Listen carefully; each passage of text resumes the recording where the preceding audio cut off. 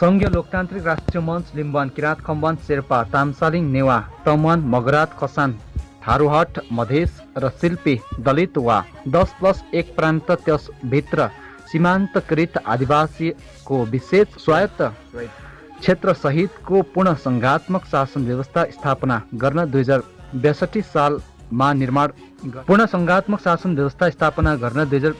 सालमा निर्माण भएको राजनैतिक दल हो।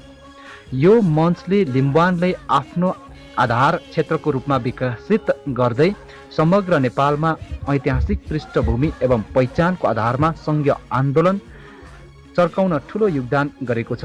2064 सालमा अन्य पहिचानवादी दलहरूसँग मिलेर 18 दिने सशक्त आन्दोलन चर्काए।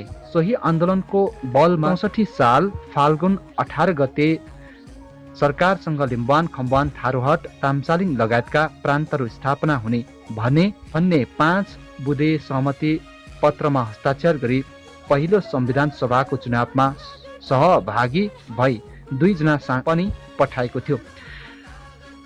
त्यसपछिको ऐतिहासिक पृष्ठभूमि एवं पहिचानको आधारमा लिम्बुवान सहितको 10+1 प्रान्त स्थापनाको आन्दोलन यस मञ्चले अग्रगामी भूमिका खेलेको छ। यही मञ्चलाई राजनैतिक एवं सांगठनिक रूपमा अझ सशक्त राजनैतिक दलको रूपमा विकास गर्नको लागि राजनैतिक दार्शनिक घोषणापत्र जारी गरेको छ। सङ्घीय सह अस्तित्ववादको उदय, केही प्रचलित राजनैतिक शब्दहरू र त्यसप्रतिको छोटो टिप्पणी, देश, कन्ट्री र राज्य स्टेट एउटा मानिस सिमानाले घेरेको माटो, जमिन, जलले ओटेको निश्चित भूभाग जसलाई छिमेकी देशले पनि अर्कै देश हो भन्ने मान्यता दिएको हुन्छ, त्यसलाई देश भनिन्छ। देश भन्नाले साधारणतया सीमाभित्र रहेको जल, जङ्गल, जमिनको समग्रतालाई बुझाउँछ। राज्य भन्नाले उक्त जमिनमाथि कार्य भइरहेको प्रहरी, प्रशासन, अदालत, सरकारलाई बुझाउँछ। त्यसैले नेपालमा आदिवासीहरूले देश हाम्रो हो, राज्य हाम्रो होइन भन्न थालेका छन्। राष्ट्र, नेसन, राष्ट्र भनेको भूमि र त्यसमाथि रहेको प्रहरी, प्रशासन भन्दा अलिक फरक कुरा हो।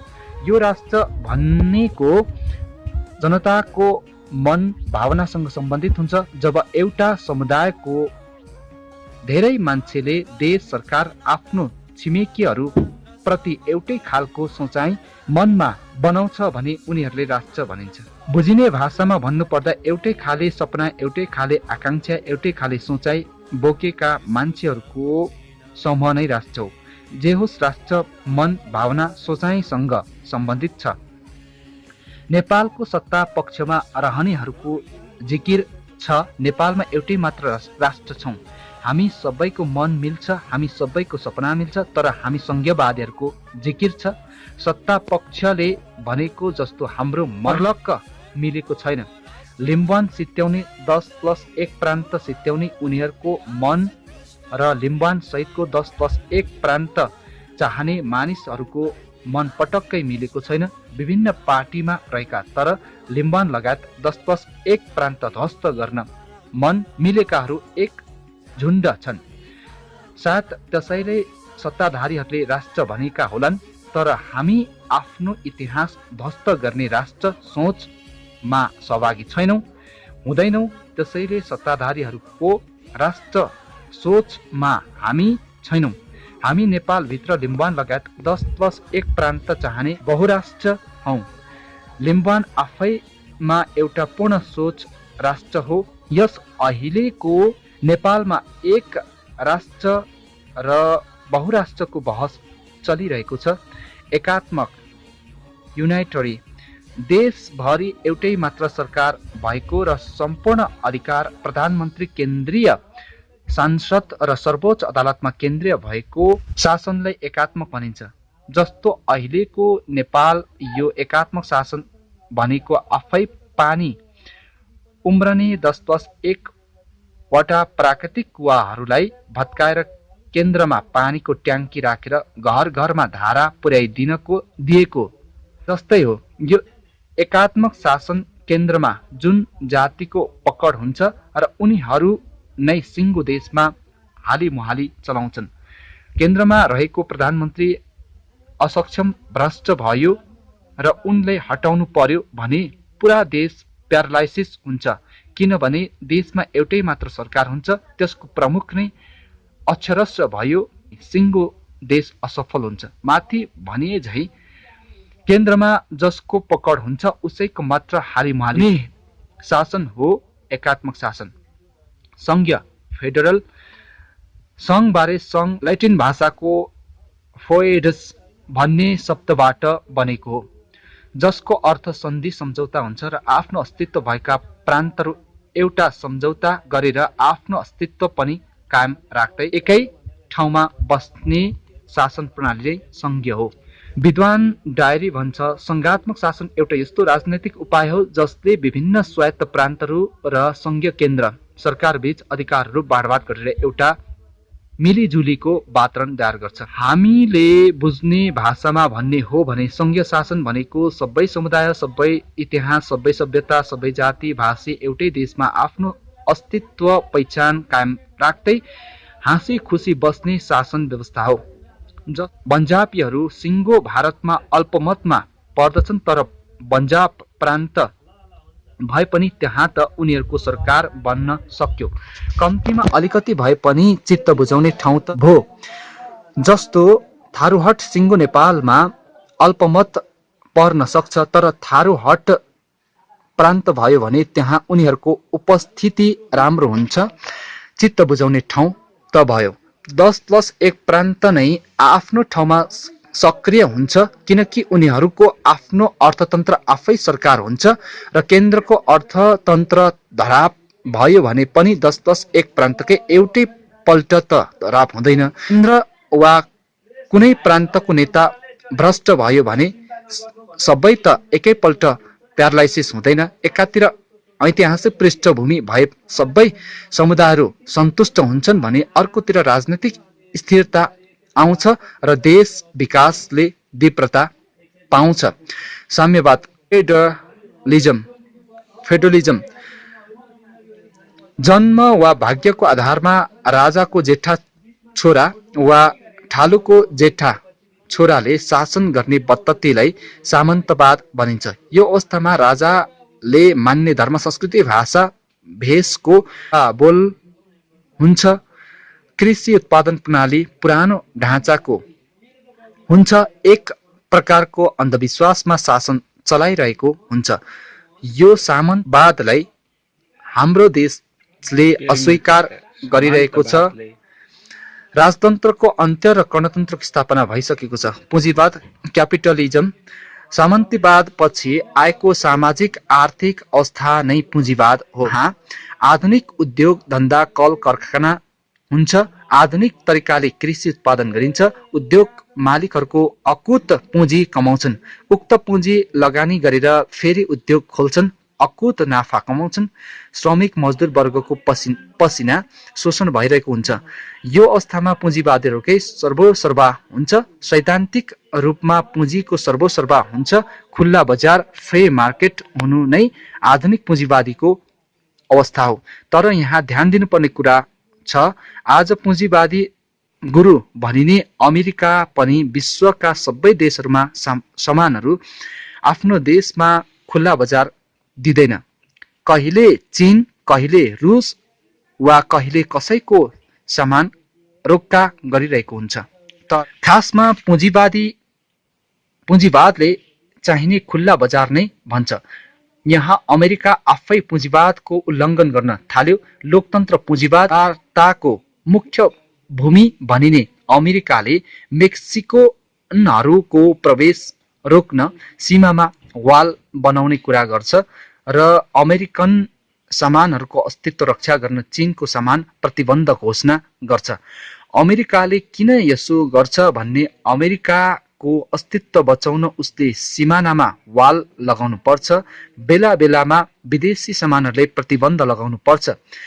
यहाँ अमेरिकाको पुँजीवादले काम गरेन। अमेरिकाको अस्तित्व रक्षाको लागि उसैले सुरु गरेका पुँजीवाद छायामा पर्यो। यहाँबाट प्रष्ट हुन्छ अमेरिकाको अस्तित्व एक्सिस्टेन्स प्रथम कुरा हो र उसको विचारधारामा दोस्रो कुरा हो। अमेरिका जस्तो देशले आफ्नो अस्तित्वलाई प्रथम लाइनमा राखेर उनको विचारधाराले दोस्रो लाइनमा राख्दछ। तर नेपालमा वैचारिक हुँ भन्ने को आफ्नो ऐतिहासिक प्रान्तको अस्तित्वको बारेमा असम्म नसोच्ने आफूलाई लोकतान्त्रिक धार पुँजीवाद धार बनाउनमा गर्व गर्दछन्। यहाँनिर ठुलो गल्ती भइरहेको। धन्यवाद। कम्युनिजम। कार्ल मार्क्स फ्रेडरिक एङ्गेल्सले सन् 1848 मा पहिलो पटक कम्युनिस्ट पार्टीको घोषणा पत्र लन्डनमा सार्वजनिक गरे। सुरुमा सार्वजनिक हुँदा अति संरक्षित र यस घोषणा पत्रमा 2-3 वटा मुद्दाहरू प्रमुखताका साथ उठाएको थियो र प्रथम अहिलेसम्मको इतिहास वर्ग सङ्घर्ष धनी गरिब सङ्घर्षको इतिहास हो। दोस्रो क्रान्ति निर्णायक शक्ति सर्वहारा वर्ग हो। तेस्रो सुरुमा तेरो मेरो केही थिएनन्, आदिम साम्यवाद थियो। त्यसपछि विचार बन्यो परिवार थान्न निजी सम्पत्ति चाहियो र उक्त सम्पत्ति रक्षा गर्न राज्य सेना प्रहरी चलाइयो र जब राज्य बन्यो तब अन्याय अत्याचार दमन शोषण सुरु भयो। अब फेरि आदिम साम्यवाद पुग्ने हो भने पहिले राज्य ध्वस्त हुनु पर्यो अनि निजी सम्पत्ति स्वायत्त ध्वस्त हुन्छ र निजी सम्पत्ति नरहेपछि परिवार पनि रहँदैन र आदिम साम्यवाद पुगिन्छ। तर व्यवहारमा के देखियो भने जब सन् 1917 मा रुसमा लेनिनको नेतृत्वमा कम्युनिस्ट शासन स्थापित भयो, सन् 1949 मा चीनमा माओ त्से-तुङको नेतृत्वमा माओवादी कम्युनिस्ट शासन स्थापना भयो, तब कम्युनिस्ट सिद्धान्त अनुसार सुरुको राज्य चीनको राज्य विलय हुनु पर्यो। तर त्यसको ठिक उल्टो हजारौं एटम बम प्लालेस्टियम मिसाइल सहित रुस र चीन त विश्वकै महाशक्तिहरू पो बन्न पुगे। यहीँनिर कम्युनिस्ट सिद्धान्त असफल भइसक्यो। बुझ्नेलाई यो काफी छ। यहाँ विश्वकै महादर्शन भनिएको पुँजीवाद साम्यवाद आफ्नो सिद्धान्त अनुसार काम गर्न असफल भए अनि कसैले भन्छन् लिम्बानसँग संहितावादीहरूसँग दर्शन नै छैन। तर उसले देख्दैन भइसकेको छ। वास्तवमा भएको के हो भने विश्वमा अहिलेसम्म भएका दर्शनले काम नै गरेका छैनन्, तर काम भइरहेको छ। विश्व आफ्नो गतिमा हिँडिरहेको छ। दार्शनिकहरूले पत्ता लगाउन नसकेको दर्शनको आधारमा विश्व अघि बढिरहेको छ। अहिलेसम्म पत्ता नलागेको यही दर्शन नेपालमा संघीय लोकतान्त्रिक राष्ट्रिय मञ्च, संघीय लिम्बान मञ्च, नेपाल एवं 10-10-1 मञ्चले बहस ल्याएको छ। समाजवाद, सोसियलिजम, पुँजीवाद, साम्यवादको बीचको अवस्थालाई समाजवाद भनिन्छ। हुन त पुँजीवाद र साम्यवाद भन्दा पहिलेदेखि समाजवादको बारेमा छलफल बहस हुँदै आएको हो। समाजवाद एउटा आर्थिक सोच हो जुन समाजवादमा देशको पुँजीमा बढी भन्दा बढी जनताको सामूहिक अधिकार हुनुपर्छ र देशको पुँजी बढी भन्दा बढी जनताको लागि उपयोग हुनुपर्छ भन्ने सोच हो। जे होस् राज्यको पुँजी समाजको लागि समर्पित हुनुपर्छ भन्ने सोच हो। हुनुपर्छ भन्ने सोच नै समाजवाद हो। यो समाजवादमा पुग्न दुईवटा बाटाहरू छन्। पहिलो क्रान्तिद्वारा कम्युनिस्टहरू यसमा विश्वास गर्दछन्। दोस्रो लोकतान्त्रिक पद्धतिद्वारा नेपालका काङ्ग्रेसहरू दोस्रोमा विश्वास गर्दछन्। तर हामी पहिचानवादीहरूले नेपालमा एउटा नयाँ बहस सुरु गर्यौं। समाजवाद भनेको एउटा आर्थिक सोच मात्र हो। यसले पछाडि परेका जाति भाषी इतिहास पहिचानको कुरा गर्दैन। त्यसैले समाजवादलाई पूर्णता दिन केही शब्दावलीहरू यसमा जोडिनु पर्दछ। त्यसमा केही साथीहरूले संघीय समाजवाद भनेका छन्, तर मञ्चले सुरुदेखि नै संघीय समाज सामुदायिक समाजवाद भन्दै आइरहेको छ। संघीयता शासन संरचनाको रूप हो जहाँ एकात्मक सत्ताले पाखा पारेका समुदायहरूलाई संघीय संरचना मार्फत समेट्ने प्रयास गरे। संघीय र समाजवादलाई एउटा प्याकेजको रूपमा लगेर संघीय समाजवाद भन्दा पनि राम्रै हो, तर यो भन्दा पनि संघीयता भइसकेपछि पनि विभिन्न कारणले समुदायहरू ओझेल पर्न सक्छन्। जस्तो आवधिक चुनावमा जानै पर्यो भने उक्त चुनावमा सोच्दै नसोचेको पार्टीहरू बीच चुनावी तालमेल हुन्छ, जसले गर्दाखेरि आउनुपर्ने समुदाय पनि पछि पर्न सक्छ। त्यसैले जुनसुकै अवस्थामा पनि ऐतिहासिक समुदायलाई पछि पार्ने काम नहोस् भनेर मञ्चले संघीय सामुदायिक समाजवाद भन्दै आएको छ। संघीयता र समाजवादको बीचमा कुनै पनि कारणले समुदायले ओझेलमा पर्नु नपरोस्, बरु सधैँ समुदाय केन्द्रबिन्दुमा होस् भन्ने सोच। आदिवासी जनजाति शिल्पी दलित खास आर्य आजको नेपाली राजनीतिमा यी शब्दावली बढी चर्चामा छन्। आदिवासी जनजाति भन्ने ऐतिहासिक कालखण्डदेखि नेपाली भूमिमा बसोबास गर्दै आफ्नै मातृभाषा भएका हिन्दू वर्णाश्रमको पाती छुवाछुतको सोचदेखि टाढा रहेका समुदायहरू हुन्। शिल्पी दलित आर्य समुदाय अन्तर्गत नै पर्दछन्, तर हिन्दू वर्णाश्रम छुवाछुतले सबैभन्दा बढी आक्रान्त पारिएका छन्, पीडित छन्। उनीहरूले दलित भन्दै आइयो, तर विकसित सन्दर्भमा समाजमा सबैभन्दा परिश्रमी दलित समुदायलाई शिल्पी शब्दले संविधानमा नै संशोधन गरिनु पर्दछ भन्ने कुरा उठेको छ। नेपालको सुदूरपश्चिम पहाड सदैवदेखि बसेका खस आफ्नो खस पहिचानको लागि आन्दोलन छ र आर्यहरू पनि नेपाली समाजको एक प्रमुख हिस्सा हो र विभिन्न कारणले गर्दा नेपालको वर्तमान राज्य सत्तामा आर्यहरूको पकड मजबुत छ। आर्यहरूभित्रै पनि दुईवटा विचारहरू छन्। एक राज्य सत्ता आर्यहरूको पकडलाई अझै कसिलो पार्दै लैजानुपर्छ, अर्को अब त्यसरी हुँदैन, ऐतिहासिक रूपमा पछि समानुपातिक सबै पार्टीले ल्याएको भोटको आधारमा सिट संख्या पाउनुपर्छ र ती पार्टीहरूले उम्मेदवार तयार गर्दा सबै जातिको जनसङ्ख्याको आधारमा तयार गरिनुपर्छ भन्ने सोच नै समानुपातिक सोच हो। नेपालमा पूर्ण समानुपातिक लागू गर्न सकिएको छैन। मिश्रित समानुपातिकसम्म त्यो पनि माथिल्लो तहको चुनावमा लागू भइरहेको छ र जुन सबैभन्दा समानुपातिक चाहिने स्थानीय तहमा थोरै पनि समानुपातिक लागू गरिएको छैन। यो समानुपातिक सिद्धान्त आदिवासी मधेसी शिल्पी महिलाहरूको मुक्तिको लागि अचूक अस्त्र बनेको छ।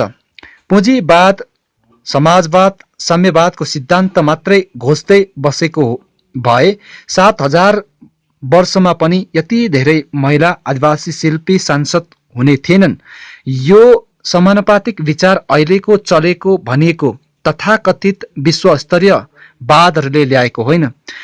लिम्बुवानमा, मधेसमा, थारूहटमा ढलेका माङतोक मनिष जस्ता सयौं संघीयवादी शहीदहरूको रगतले ल्याएको नयाँ सोच हो समानुपातिक व्यवस्था, र जुन व्यवस्थालाई टेकेर एमाले, काङ्ग्रेस जस्ता संघीय विरोधी पार्टीहरूभित्र बसेका आदिवासी शिल्पी मधेसीहरूले पनि स्थान पाइरहेका छन्।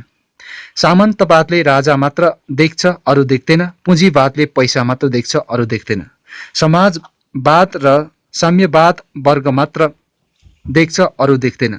यी तीनैवटा वादहरूले मातृभाषा समुदायमा मिचिएको इतिहास पहिचान देख्दैन। त्यसैले यी वादहरूले आउने 1000 वर्षमा पनि समानुपातिकको कुरा नगर्न स्वाभाविक हो, किनभने ती वादहरू समुदाय, मातृभाषा, इतिहास पहिचानको लागि बनेको होइनन्।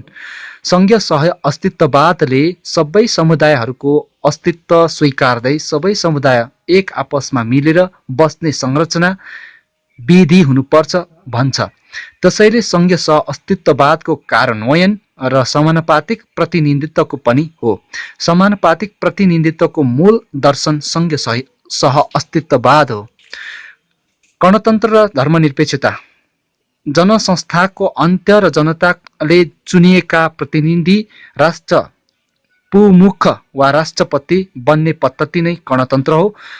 र राज्यको नियम कानुन धर्मदेखि अलगै रहने अवस्था धर्मनिरपेक्षता हो। यो कुनै शासन व्यवस्थालाई हामी नेपालीले स्थापित गरिरहेका छौँ, तर यसको व्यावहारिक कार्यान्वयनको लागि एउटा सशक्त लडाईँ लड्नुपर्ने अवस्था देखिएको छ।